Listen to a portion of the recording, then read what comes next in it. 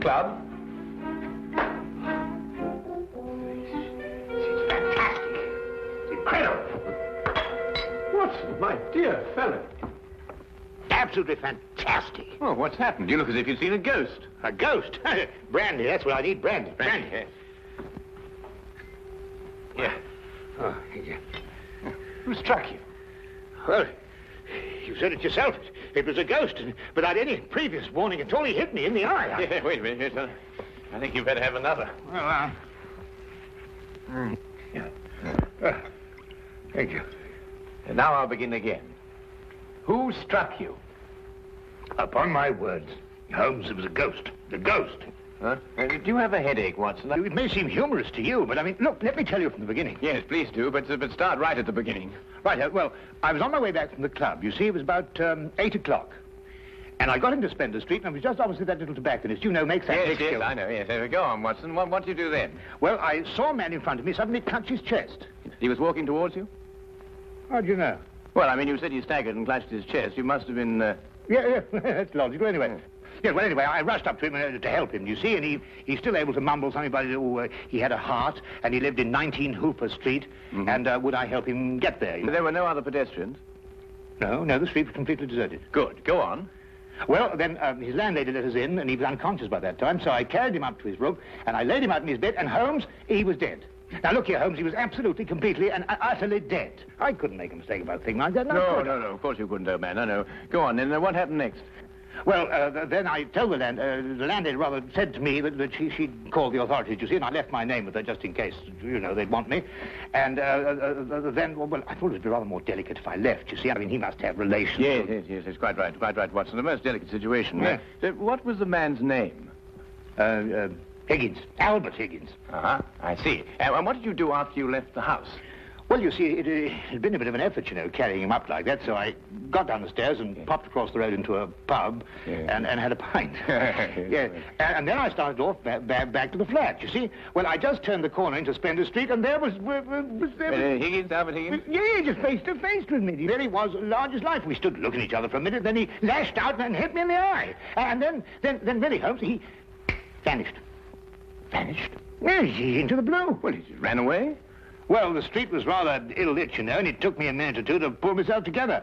And then I don't know whether he ran away or not, but he vanished. Well, that's most unusual. Most. Did you speak to this ghost? Well, I may have said, good gracious, Higgins, or by Jove, Higgins, or even good heavens, Higgins. Oh, yes, perfectly natural, Watson. Describe Higgins to me. Well, he's 50-ish. Sandy-haired, medium build. Well, is that all you observed? No characteristics? Well, now, really, Holmes, when I had the chance of examining him on the bed, the most obvious characteristic was he was dead. Yes, well, how was he dressed? Green tweed suit. What, just wearing a green tweed suit? He must have been wearing something more than that in this weather. Oh, no, he had a big floppy hat and a long overcoat. Ah. Oh, and something else.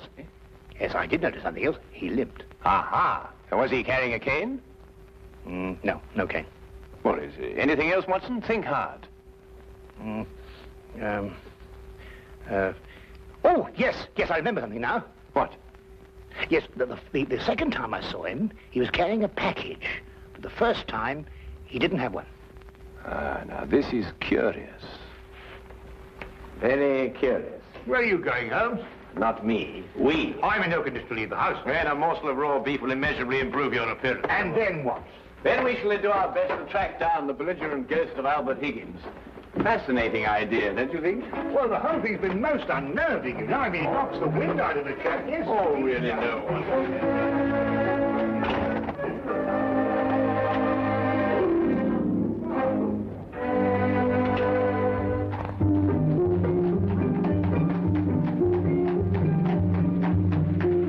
Also a rather flamboyant character by the wide, rakish brim. I see he was an artist, too. He hasn't painted very much recently. Notice the specks of paint underneath the brim here. And not house paint, but canvas oils. Here, what's this? How are you, Jensen? What are you doing in poor Albert's room? Oh, good evening, Mrs. Blake. You remember me, Dr. Watson? You're the bloke who brought poor Albert in. Yes. Who's your gentleman friend? This is Mr. Sherlock Holmes. Mrs. Maggie Blake, the landlady. Pleased to meet you, I'm sure, Mr. Holmes. Oh, poor old Albert. He was proper fond of life, Albert was. He wouldn't have popped off if he'd had his way. Oh, few of us would, madam. I was around to the local having me good-night pint. And grieving for poor old Albert. He would have wanted a proper send-off. With a pint of mild and bitter, Albert would. No doubt he would, madam. The body, I see, has been removed by the authorities. Oh, poor old Albert on a slab. Oh, dear, dear. Have you notified his next of kin, Mrs. Blake? no, he had none. He was all alone. Oh, I see. Where was Mr. Higgins employed, madam? At the Pembroke Museum, right around the corner in Spender Street. It's a picture museum. Albert was a day watchman. A day watchman, you say? Well, what were his working hours? 9 in the morning till 9 in the evening. Punctual as a clock, Albert was. Never late a minute. Poor Albert. He always came back from the museum, then, at a few minutes after 9 every evening. Aye, to make his supper. He was a proper good cook, Albert was. Excuse my saying so, madam, but aren't you mistaken? Surely it's a little after 8 when Mr. Higgins finished work? Because it was only a little after 8 when I picked him up this evening and brought him here. Oh, no, Doctor. It was just after 9. I marked the time because I was waiting for Albert to come back. He had asked me to get him a cut of beef. He always came back just after 9. He'll never eat that beef now. Poor Albert won't. He'll hit you in the eye. Hmm? Oh, no. I just bumped into a door. Oh, you shouldn't get familiar with the door, if you know what I mean. Well, really, Matt. Yes, I think we've found out all we can for the time being, Watson. Thank you, madam. We shan't intrude on your grief any further. Poor old Albert. It really is most embarrassing about this eye, Holmes. Did you hear what she inferred? It's a terrible situation. And she's wrong about the time. It was only a little after 8. And it's only a few minutes' walk to Spender Street. Yes. Time is a curious dimension, Watson. Habit and a preconceived notion can so easily reverse the hands of a clock. And yet the clock is still in perfect working order. Where are we going? To view the mortal remains of poor old Albert Higgins.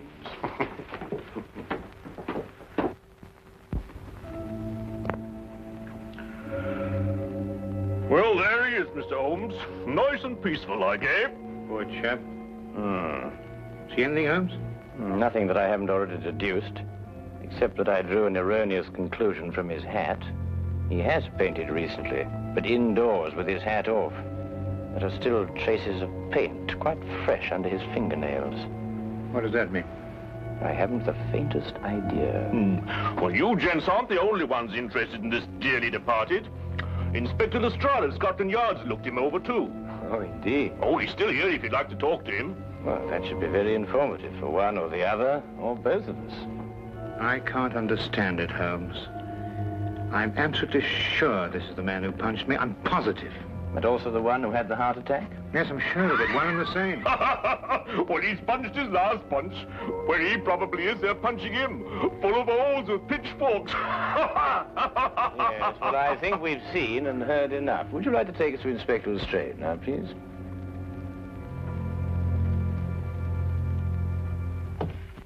Ah, hello, Inspector. Oh, Mr. Holmes, I'm surprised to see you here. Now, this is one case you can't make anything queer out of. Oh, then why, my dear Inspector Lestrade, are you here? Well, when they brought him in, somebody recognized him as Pound-Note Albert Higgins. I come along to check their identification. We like to keep a track of our old pals, you know. What was he in prison for? Counterfeiting. He made the best pound note you ever saw. Yes, he was a real artist. Lestrade, there's no doubt as to the cause of death, is there? Oh, sorry, Holmes. Heart failure, no foul play. I understand you were with him in his last moments. Yes, I was with him on the street when he had the attack, and I took him home. There's nothing you could do, I suppose. Nothing. He was dead before I had a chance to do anything. By the way, what time was he brought in? Oh, let me see now. It would be about, yes, here we are. 9:45. Higgins' landlady notified Constable Smithers at 9:30. Smithers had them remove the body in a matter of minutes. Inspector, are you sure it was 9:30 and not 8:30? No, 9:30. It's right here in Smithers' report. Why? Oh, no, it's nothing at all. You're quite sure, Lestrade, there's nothing more to this than a simple case of natural causes? Ah, no, there's no mystery at all. No mystery, Mr. Holmes.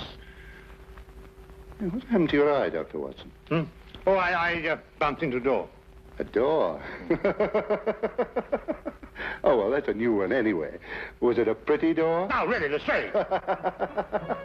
That's all right, Watson. I won't tell a soul.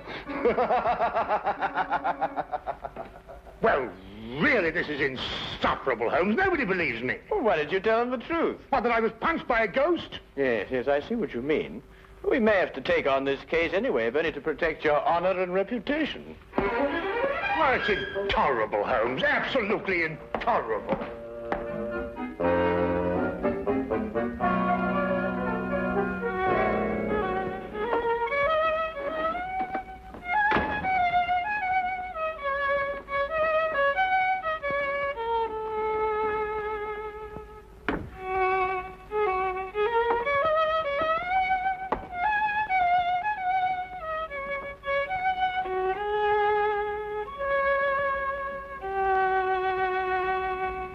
Oh, evening, Watson.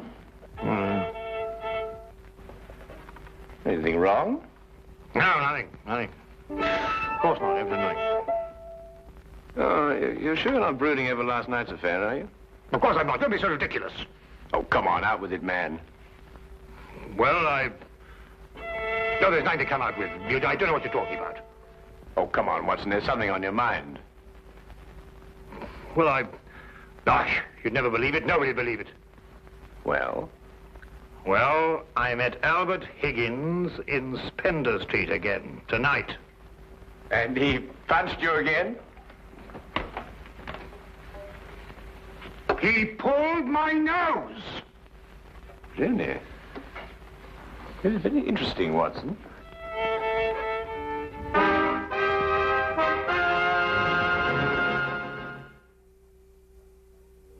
My dear Watson, calm yourself. Look here, Holmes, this whole Higgins affair's gone too far. First of all, last night and now tonight. Calm yourself, Watson, and relate. Everything hangs on this second encounter.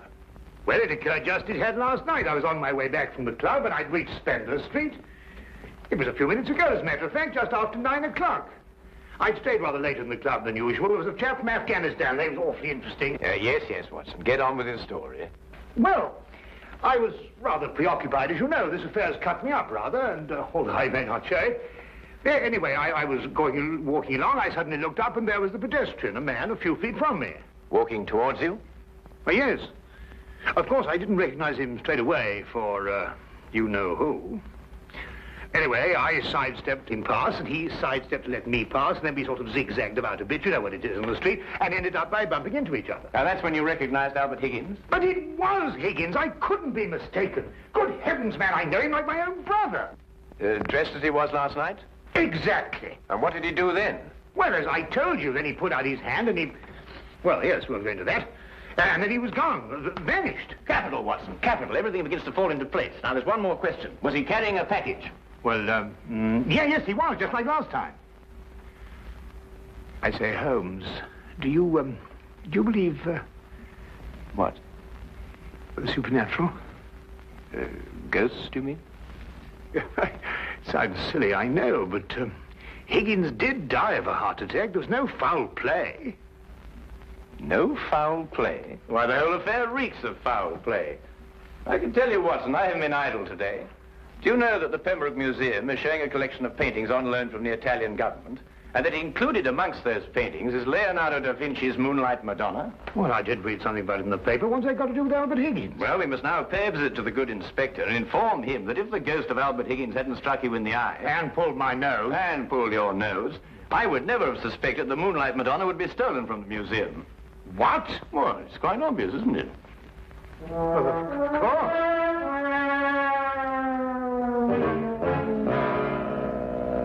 I see. Thank you. Well, we'll soon know, Mr. Holmes. But if the picture's still hanging in its place and we've dragged the curator out of bed to check on it, well, false alarms like this don't exactly help the yard's reputation, you know. And what about my reputation, Inspector? When I say a man died a little after 8, he died a little after 8 and not a little after 9. And when I say these ghosts punched me in the eye half an hour later, hang it, he punched me in the eye. Oh, we all have our off days, Dr. Watson. To err is human, as the poets say. And furthermore, if I tell you that I bumped into this chap's ghost again tonight, You didn't tell me about any second meeting. Oh, didn't I? Well, nothing.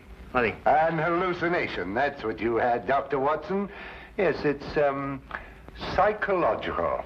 That's the thing in crime today, psychology. I've been studying it, you know. You astonish me, Inspector. Oh, we're not as backwards as you think, Holmes. No, we like to keep abreast of the times. Though I don't mind admitting I don't think the psychology's got much of a future. Oh, come in.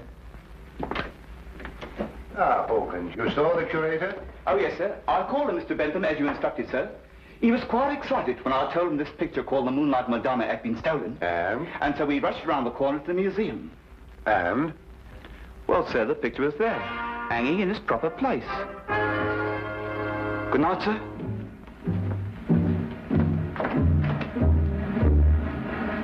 Well, there you are, Holmes. As I said to Dr. Watson, to err is human. Can I give you gentlemen a lift anywhere? Thank you, Inspector. Oh, I think it might be a good idea if we called at the Pembroke Museum on our way.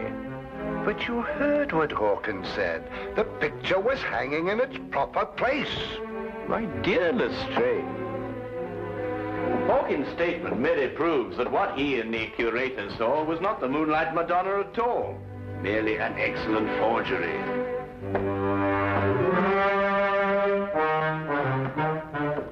What's he talking about? Art, ghosts, my black eye, and psychology.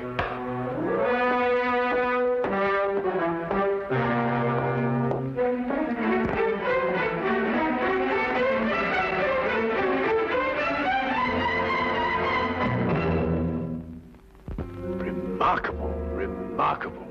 Only a microscopic examination of the brushstroke shows it any different from Da Vinci's work. Of course, if you still have any doubts, a chemical analysis of the paint mixtures will prove them to be of modern manufacture. No. You've quite convinced me, Mr. Holmes. An analysis is necessary. Dear me, this is catastrophic. A rather delicate situation, eh? Delicate. The Italian government will hold the British government responsible. Now, the painting is an Italian national treasure, and the theft could easily affect the pending treaty between the two nations.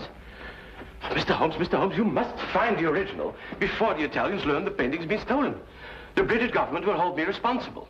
And the yard will hold me responsible. The most priceless of the lot, too. Yes, naturally. Well, we know who stole the painting and substituted a forgery, Higgins. All we've got to do now is find out where he hid it. What time did you leave the museum, Mr. Benson? A few minutes before 9. Higgins was still on duty. You're quite sure it was Higgins? I'm certain, Mr. Holmes. I chatted with him for a few moments, and I couldn't have mistaken his voice. And the night watchman relieved him at 9. Well, you heard him say that, Mr. Holmes, and that he had a package with him when he left. The night watchman swears up hill and down dale it was Higgins, all right. Well, the matter seems to resolve itself very nicely, doesn't it? Dr. Watson was punched by Higgins a few minutes after 9. The night watchman saw him leave at 9. And you spoke to him a few minutes before 9. Look, Holmes, why don't you and Dr. Watson go home and have a good night's rest? From now on, it's nothing but plain, ordinary, simple police work. Nothing you could use a magnifying glass on. True. True, Inspector. Well, good evening, gentlemen. Yes, well, good night, gentlemen.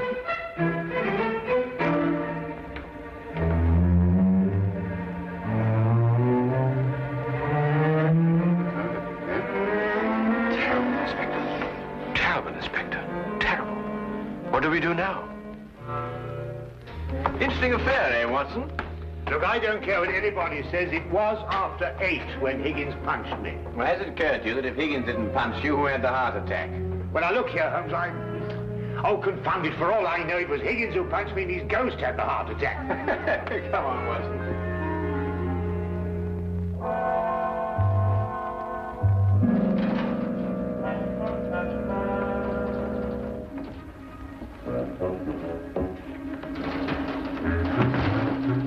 You might have the common decency to tell me what we're breaking into. Shh, whisper.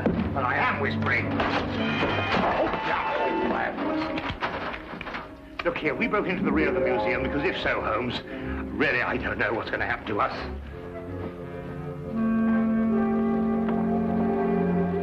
Here, hold this. What? Oh.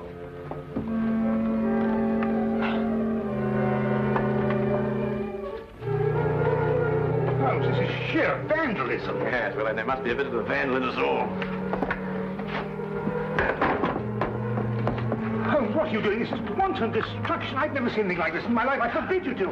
I didn't know this side to your character, Holmes. I'm shocked. Ah, just as I thought. Look, Watson. Good heavens, the Moonlight Madonna. Yes, ingenious, isn't it? And yet, what could be simpler than to attach it to the back of an old mother painting? How on earth did you work that out? Well, I just asked myself where I would hide a stolen canvas. Holmes, have you gone mad? No. We just await events. I don't think we should have to wait very long. Holmes! Dr. Watson! What's the meaning of this? Watson, I believe you've already met Mr. Bentham in his capacity as curator of the Pembroke Museum. Allow me to present him to you now as the picture thief. Charmed, Dr. Watson. Oh, delighted. What is this? So you discovered my little hiding place, Mr. Holmes. I'm curious. How did you know it was I and not the late lamented Higgins? Yes, I believe Dr. Watson's story from the first.